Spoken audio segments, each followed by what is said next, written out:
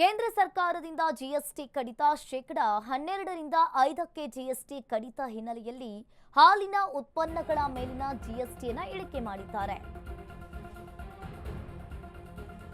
ಶೇಕಡಾ 12ರಿಂದ 5ಕ್ಕೆ ಜಿಎಸ್ಟಿ ಕಡಿತ ಹಿನ್ನೆಲೆಯಲ್ಲಿ ಹಾಲಿನ ಉತ್ಪನ್ನಗಳ ಮೇಲಿನ ಜಿಎಸ್ಟಿಯನ್ನು ಇಳಿಕೆ ಮಾಡಿರುವಂತದ್ದು ರಾಜ್ಯದ ಜನರಿಗೆ ಇದೊಂದು ಗುಡ್ ನ್ಯೂಸ್ ಅಂತಾನೆ ಹೇಳ್ಬೋದು. ನಂದಿನಿ ಹಾಲಿನ ಕೆಲ ಉತ್ಪನ್ನಗಳ ಮೇಲಿನ ದರ ಇಳಿಕೆಯನ್ನ ಮಾಡಿದ್ದಾರೆ. ಕೆಎಂಎಫ್, ಪನ್ನೀರ್, ಐಸ್ ಕ್ರೀಮ್ ಸೇರಿದಂತೆ ಹಲವು ಉತ್ಪನ್ನಗಳ ಬೆಲೆ ಇಳಿಕೆ ಆಗಿದೆ.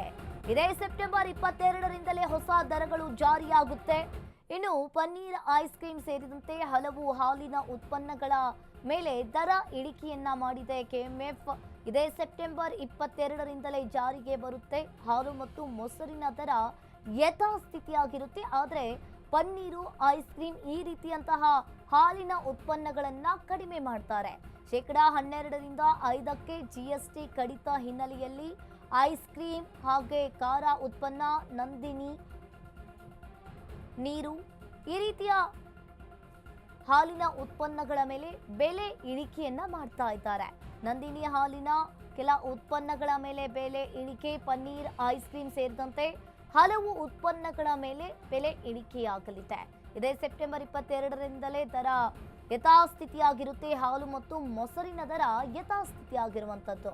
ಕೇಂದ್ರ ಸರ್ಕಾರದಿಂದ ಜಿಎಸ್ಟಿ ಕಡಿತ. ಇನ್ನು ಕೆಎಂಎಫ್ ಒಂದು ರೀತಿಯಾಗಿ ಜನರಿಗೆ ಗುಡ್ ನ್ಯೂಸ್ ಅಂತಾನೆ